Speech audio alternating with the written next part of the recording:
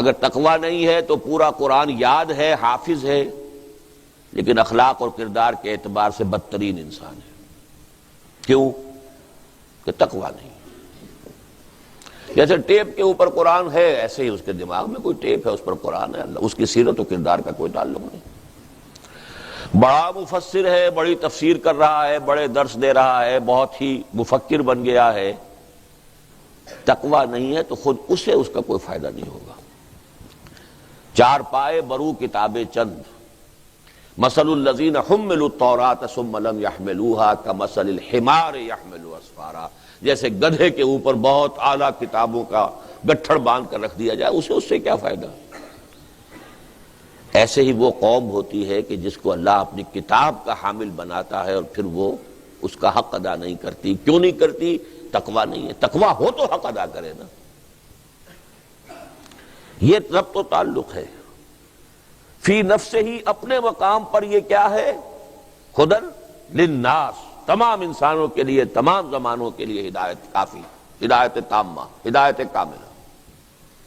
لیکن استفادہ کرنے کے لیے شرط تقوی، ہدی للمتقین۔ تقوی مقصود ہے روزے کا۔ اب یہ ہے وہ ٹرائنگل جو یہاں مکمل ہوتی ہے۔ قرآن نازل کیا گیا رمضان میں، رمضان میں روزے فرض کیے گئے۔ دن میں روزہ رکھو، کوئی رتی ماشا تولا کوئی تقوی تمہیں حاصل ہو گیا ہے تو وہ لے کر رات کو کھڑے ہو جاؤ۔ من صام رمضان ایمانا واحتسابا غفر له ما تقدم من ذنبه ومن قام رمضان ایمانا واحتسابا غفر له ما تقدم من ذنبه۔ یہ دو پروگرام بالکل پیرلل ہیں، متوازی ہیں، ہم وزن ہیں۔ اور اس سے ظاہر بات ہے کہ وہ 1 گھنٹے کی تراویح سے وہ بات پوری نہیں ہوتی، نہ یہ پتہ کہ کیا پڑھا جا رہا ہے۔ ایک ورزش ہے جو ہو گئی ہے، جو افطار میں بہت کچھ کھا پی لیا تھا، وہ اٹھک بیٹھک سے اس کا بھی فائدہ ہو جاتا ہے، چستی آ جاتی ہے، اللہ اللہ خیر صلی اللہ، اور کیا ہے؟ نہ پتہ کہ کیا پڑھا گیا، نہ اس کا کوئی نزول ہوا، اور نزول ہو بھی جاتا تو کیا تھا؟ وہ روزہ جو تھا وہ روزہ تھا ہی نہیں جو رکھا تھا، اس میں کاروبار میں سود کرتے رہے اسی روزے کی حالت میں۔ وہ روزہ کہاں تھا؟ وہ تو فاقہ تھا۔ کم من صائم لیس لہ من صومہ الا الجوع، کتنے ہی روزے دار ایسے ہیں جنہیں اپنے روزے سے سوائے بھوک کے اور کچھ حاصل نہیں ہوتا، اور آج کل کے روزوں میں تو بھوک بھی نہیں تھی۔ تو اچھی طرح سمجھ لیجئے، یہ میں حقیقت کے اعتبار سے بات کر رہا ہوں۔ حقیقی روزہ رکھا گیا تو کچھ نہ کچھ تقویٰ ملے گا، ظرف کے مطابق دیتے ہیں بعد ظرف قدح خار دیکھ کر، اپنا ظرف کتنا کچھ تقویٰ پہلے ہے اس میں کتنا اضافہ ہو گیا، اس کو لے کر اب کھڑے ہو جاؤ۔ قیام اللیل، اور قیام اللیل کا اطلاق از روئے قرآن کم سے کم 1/3 شب پر ہوگا۔ تراویح کا لفظ تو نہ قرآن میں آیا ہے نہ غالباً حدیث میں آیا ہے، جہاں تک میرا علم ہے۔ یہ نظام جو ہے حضرت عمر نے امت کی بہبود کے لیے، کہ جو لوگ نہیں پوری رات یا آدھی رات یا 1/3 رات نہیں جاگ سکتے، دن بھر شدید مشقت کی ہے، بمشکل اپنے بچوں کے لیے روٹی کمائی ہے، کسی چلائی ہے یا کچھ اور کیا ہے، چلو ان کو بالکل محروم تو نہ رہیں، 1 گھنٹے کے اندر ہی کھڑے ہو جائیں، کچھ تو سن لیں، کچھ تو انوار جذب ہو ہی جائیں گے۔ یہ حضرت عمر کا اجتہاد ہے رضی اللہ تعالی عنہ۔ ورنہ قرآن مجید میں قیام اللیل کسے کہتے ہیں؟ یا ایھا المزمل قم اللیل الا قلیلا نصفہ او انقص منہ قلیلا او زد علیہ ورتل القرآن ترتیلا۔ اگر تو وہ اصول درست ہے کہ القرآن یفسر بعضہ بعضا، قرآن تو ایک اس کا حصہ دوسرے حصے کی تفسیر کرتا، آدھی شب یا اس میں سے کچھ کم کر دو تو 1/3 رہ گئی، یا کچھ زائد کر دو تو 2/3 ہو گئی، اور اسی کی توثیق ہو گئی اسی سورہ مزمل کی آخری آیت میں، ان ربک یعلم انک تقوم ادنی من ثلثی اللیل ونصفہ وثلثہ وطائفۃ من الذین معک۔ اے نبی، آپ کا رب واقف ہے کہ آپ بھی اور آپ کے کچھ ساتھی بھی کھڑے رہتے ہیں رات کو، 2/3 رات یا آدھی رات یا 1/3 رات۔ اب مضمون مؤکد ہو گیا، 2 جگہ آ گیا کہ نہیں؟ اس سے کم پر قیام اللیل کا اطلاق نہیں۔ بہرحال یہ مضمون میں یہیں چھوڑ رہا ہوں، اس کا تھوڑا سا تذکرہ بعد میں ہو جائے گا۔ پہلی بات جیسا کہ میں نے عرض کیا کہ نص صریح سے قرآن کا اور رمضان کا تعلق تو واضح ہو گیا.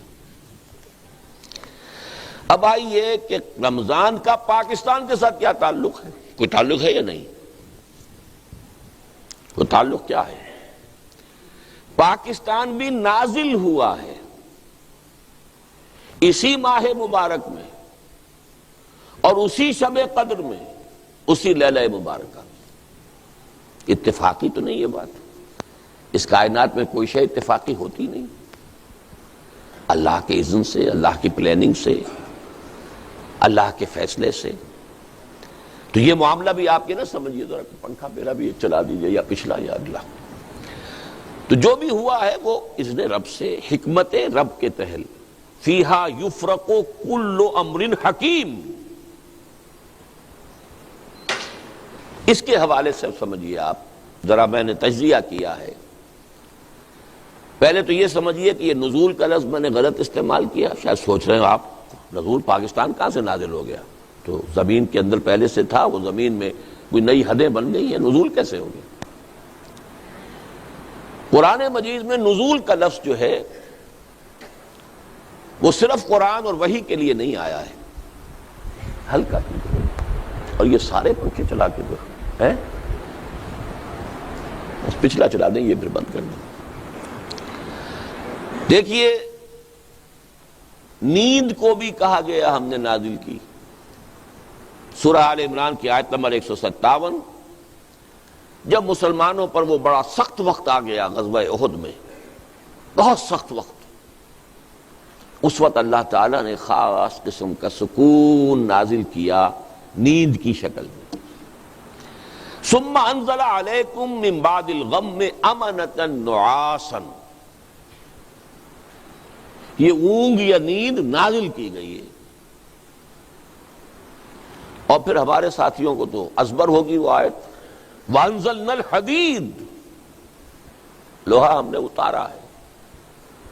اس حوالے سے سمجھیے میں لفظ استعمال کر رہا ہوں تو میں نے اس کی جسٹیفیکیشن دی ہے. قرآن نازل ہوا، پاکستان بھی نازل ہوا. کب نازل ہوا؟ 12 مہینوں کا سردار مہینہ، سید الاشہر رمضان. ہفتے کے دنوں میں سید الایام جمعہ، سیدۃ اللیال راتوں کی ملکہ لیلۃ القدر لیلہ مبارکہ. اور یہ تینوں چیزیں جمع کی ہیں اللہ تعالیٰ نے.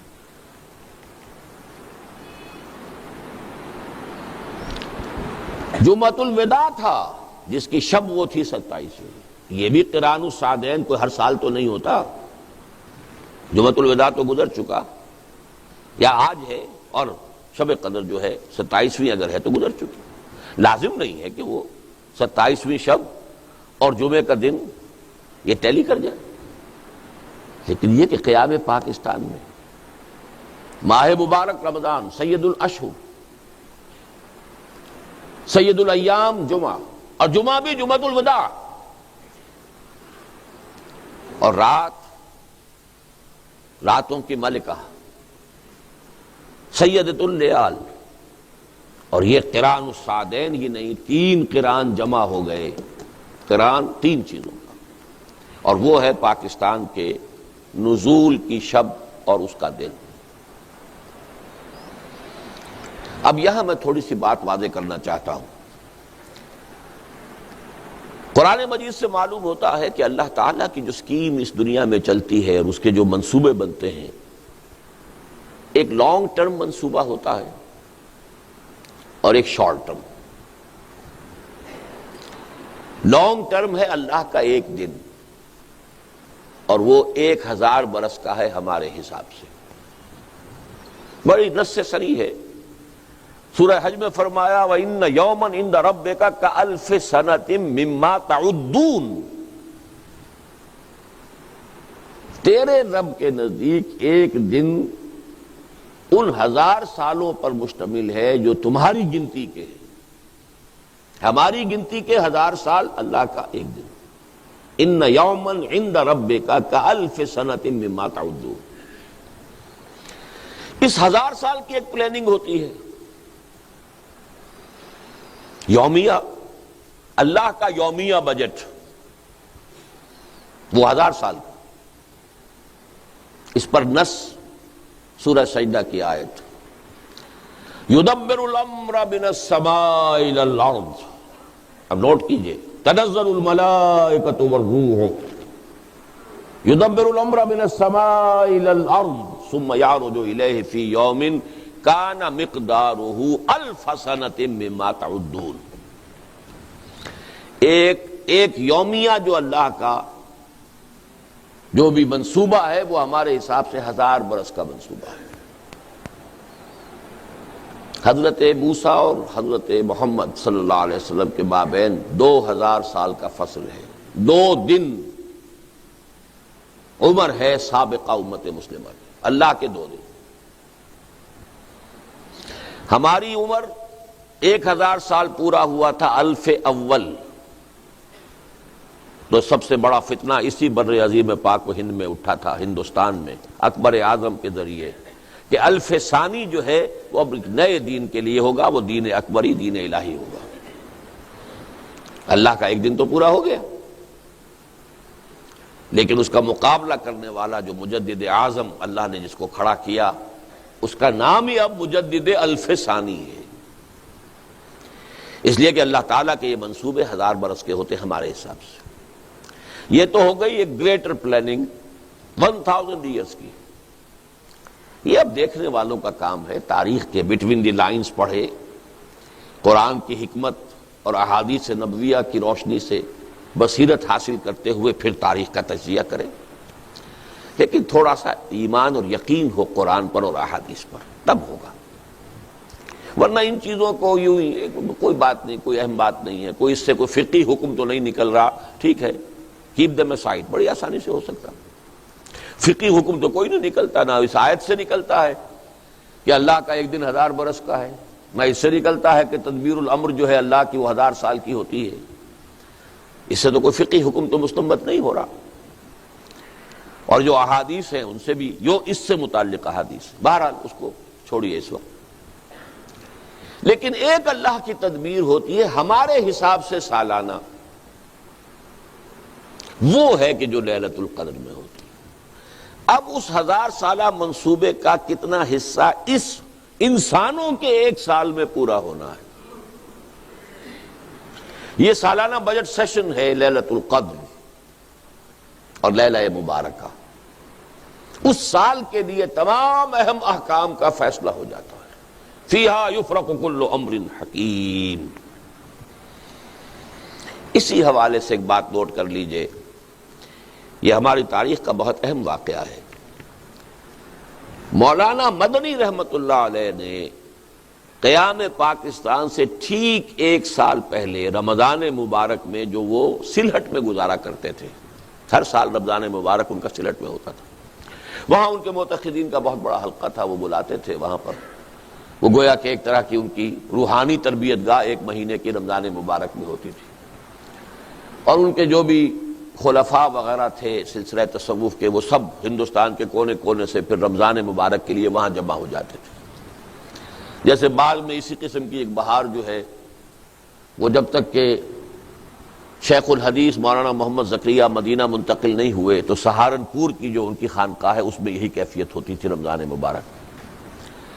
تو 1 سال پہلے بتا دیا تھا اپنے معتقدین کو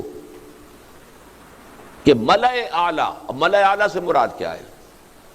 فرشتوں کا وہ طبقہ جو سب سے اونچا ہے اور جو اللہ کے قریب ترین ہے۔